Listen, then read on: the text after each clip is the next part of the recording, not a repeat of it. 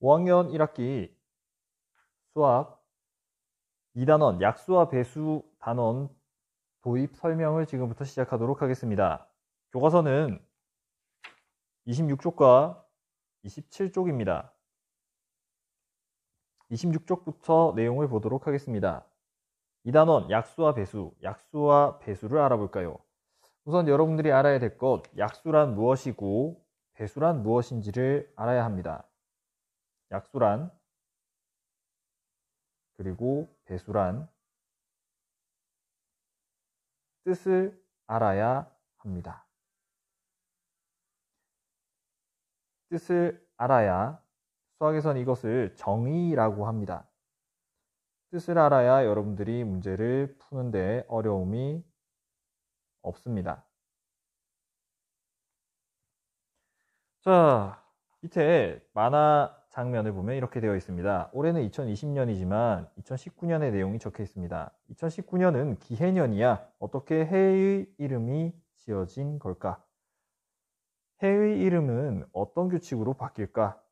라고 되어 있습니다. 그리고 여기 말풍선 안에 보면 10간, 12지라고 적혀 있습니다. 10간은 갑을병정, 무기경신, 임계라는 총 10가지 갑을, 병정, 무기, 경신, 임계 이렇게 10가지입니다. 10가지. 첫 번째에서 10번째까지를 나타내는 한자말입니다. 한자말. 그리고 오른쪽에 보면 12지라고 되어 있습니다. 12가지의 자축, 인묘, 진사, 오미, 신유, 술, 해 이렇게 12가지의 동물, 신을 순서대로 나타낸 것입니다. 12지라고 합니다. 동물신이에요. 자축, 인묘, 진사, 오미, 신유, 술해는 여러분들이 어떤 동물인지 한번 찾아보길 바랍니다. 자, 그렇다면 여러분들은 과연 내가 태어난 해의 이름은 무엇이었을까? 라는 걸 알아낼 수 있어야 되겠습니다. 여러분들 출생 연도를 생각해 보면은 몇 번째, 10간 몇 번째, 그리고 12지 동물 중에는 어떤 동물에 해당하는지 알 수가 있습니다. 이것은 나중에 탐구수학에서 보도록 하겠습니다.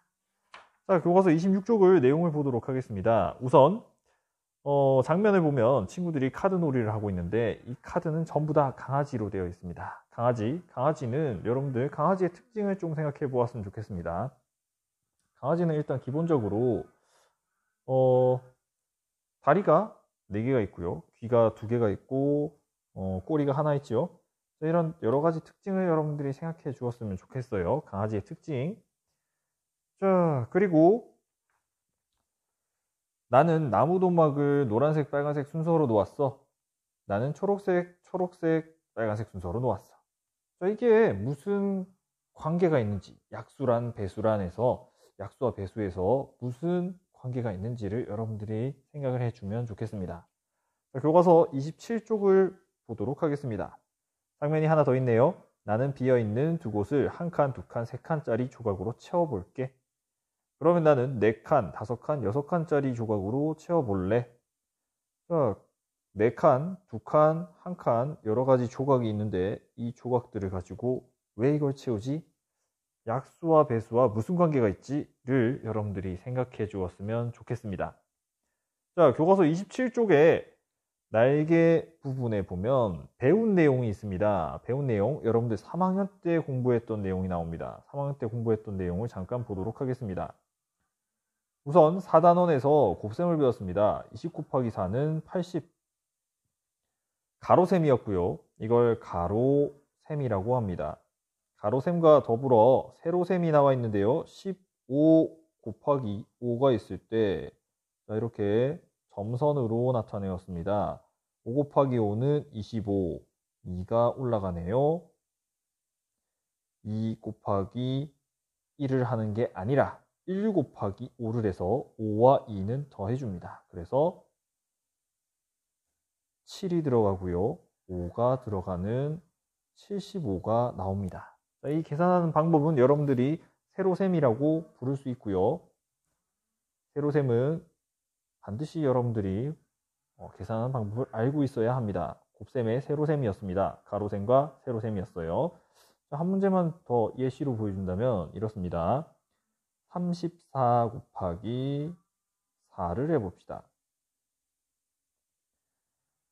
두 자릿수와 한 자릿수를 곱할 때 임의의 점선을 이렇게 생각해 주면 더 좋을 것 같습니다. 그러면 훨씬 문제 푸는데 쉬워요. 4 곱하기 4는 16입니다. 16일 때 1이 하나 올라가고요. 3, 4, 12. 3 곱하기 4는 12. 12 더하기 1은 13이 됩니다. 그래서 13을 이렇게 적어주면 136이 나옵니다. 이 방법은 여러분들이 이미 배운 내용이기 때문에 따로 설명하지 않겠습니다. 자, 나눗셈입니다. 나눗셈은 60 나누기 3은 20. 마찬가지 이것을 가로셈이라고 부릅니다. 자, 두 번째 3, 36 이렇게 적혀 있는데 이것은 세로셈이라고 부르고요. 나눗셈 중 세로셈 방법은 이렇습니다. 3 안에 3이 몇 번 들어가니 36 나누기 3. 3 안에 3이 몇 번 들어가니 3일은 3. 3 빼기 3은 0입니다. 그래서 0은 따로 적어주지 않습니다. 그리고 여기에는 0이 있다고 치고 6 빼기 0은 6이 됩니다. 자, 그렇다면은 3은 6 안에 몇 번 들어가니 3 곱하기 2, 3이 6. 그래서 6 빼기 6은 0이 됩니다. 그래서 계산 결과는 12가 이 나눗셈의 몫이라고 합니다. 몫과 나머지는 여러분들이 이미 배운 것이기 때문에 따로 설명하지 않겠습니다. 자, 그래서 이번 단원에서 배울 내용을 짚고 넘어가겠습니다. 배울 내용은 다음과 같습니다. 비어있는 두 곳을 모두 채울 수 있는 조각은 무엇일까? 비어있는 두 곳을 모두 채울 수 있는 조각은 무엇일까? 자, 빨간색 나무 도막이 나란히 놓인 곳을 어떻게 찾을 수 있을까요? 빨간색 나무 도막이 나란히 놓여 있는 곳을 어떻게 찾을 수 있을까요? 자, 그 다음 두 수의 약수와 배수 사이에는 어떤 관계가 있을까요?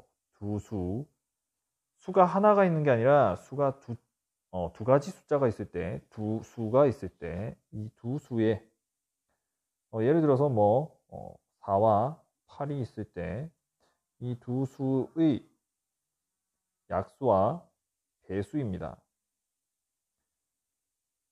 이 약수와 배수 사이에는 무슨 관계? 어떤 관계가 있는지를 여러분들이 찾아볼 겁니다.